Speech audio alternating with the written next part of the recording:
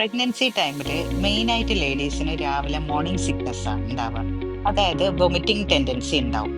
അപ്പോൾ അതിലത്തെ acid content മെയിനായിട്ട് ടൂത്തിന് ഇറോഷൻസ്, അതായത് തേയ്മാനങ്ങൾ ഉണ്ടാക്കാം. അതേപോലെ തന്നെ ടൂത്തിൽ കാവിറ്റീസ് ഉണ്ടാവാൻ സാധ്യതയുള്ള കേട് വരുന്ന ഒരു ടൈമാണ്.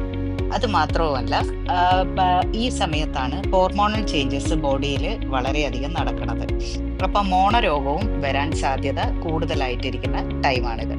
അപ്പം നമ്മൾ ചെയ്യേണ്ടത് എന്താന്ന് വെച്ച് കഴിഞ്ഞാൽ, ഒന്ന് ഓറൽ ഹൈജീൻ മെയിൻ്റനൻസ് വളരെ പ്രോപ്പറായിട്ട് ചെയ്യണം. മോർണിംഗിൽ ബ്രഷിങ് ചെയ്യുമ്പോൾ വോമിറ്റിംഗ് ഉള്ളവരാണെങ്കിൽ അതിനനുസരിച്ചിട്ട് ടേസ്റ്റ് അവർക്ക് കംഫർട്ടബിൾ ആയിട്ടുള്ള ടേസ്റ്റ്ലെസ് ആയിട്ടുള്ള tooth paste, fluoridated tooth paste ഒക്കെ അവർക്ക് ഉപയോഗിക്കാം.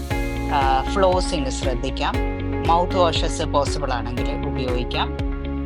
പ്രോപ്പറായിട്ട് ഒരു 6 months കൂടുമ്പോൾ ഡെന്റിസ്റ്റിനെ വിസിറ്റ് ചെയ്യുന്നതും വളരെയധികം നന്നായിരിക്കും. ക്ലീനിങ് ചെയ്യാം.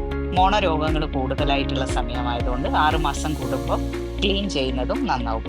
പക്ഷേ വളരെ എക്സ്റ്റെൻസീവ് ആയിട്ടുള്ള ഡെന്റൽ ട്രീറ്റ്മെന്റും എക്സ്റേ ഇൻവോൾവ്മെന്റ് ഒക്കെ ഉണ്ടാകുന്ന ട്രീറ്റ്മെന്റ് ഒന്നും ആ സമയത്ത് ഒഴിവാക്കുന്നതായിരിക്കും നന്നാവുക.